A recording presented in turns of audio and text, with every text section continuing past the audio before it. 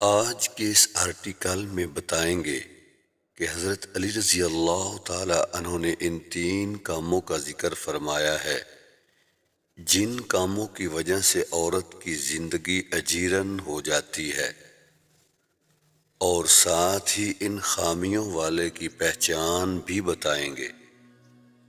حضرت علی رضی اللہ تعالی عنہ سے ایک شخص نے دریافت کیا کہ ایسا کون سا انسان ہے جس کے ساتھ زندگی بسر کرنا مشکل ہوتا ہے اور جس کی وجہ سے عورت کی زندگی برباد ہو کر رہ جاتی ہے؟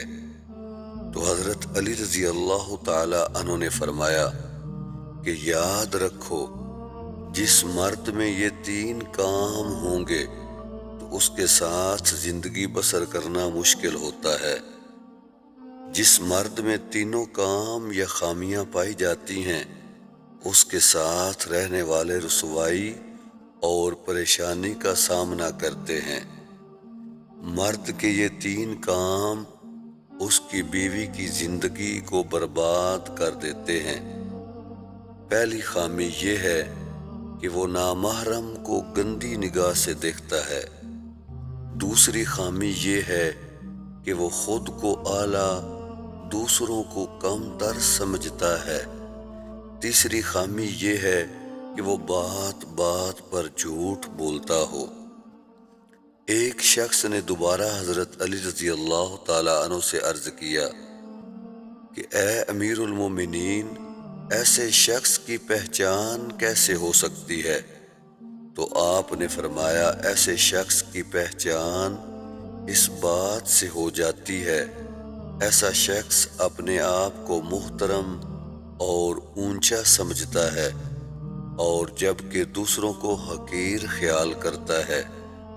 تم جب بھی انسانوں سے ملو تو یہ دیکھو کہ جب انسان اپنے سے کم حیثیت لوگوں سے ملتا ہے تو کیسے ملتا ہے، اور اپنی حیثیت سے اوپر والوں کو ملتا ہے تو کیسے ملتا ہے، تو تمہیں خود اندازہ ہو جائے گا کہ یہ کس طرح کا انسان ہے۔ امام علی علیہ السلام کہتے ہیں کہ میں نے اللہ کے رسول سے سنا کہ عظیم انسان کی یہ نشانی ہے کہ جب بھی وہ اپنے سے کم حیثیت انسان سے ملتا ہے تو ان کو اپنے سینے سے لگاتا ہے، نہ کہ ان کو کم تر سمجھے گا۔ میاں بیوی کا آپس میں ایک دوسرے کے لیے عزت کا جذبہ ہونا چاہیے۔ کسی بھی فریق کو دوسرے فریق سے اپنے سے کم تر خیال نہیں کرنا چاہیے۔ ایک دوسرے کے لیے برابری کا جذبہ ہونا چاہیے۔ دونوں میاں بیوی کا ایک دوسرے پر اعتماد ہونا چاہیے۔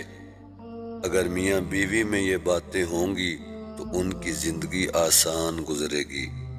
یاد رہے کہ جو رشتے جھوٹ پر قائم ہوتے ہیں وہ رشتے پائیدار نہیں ہوتے۔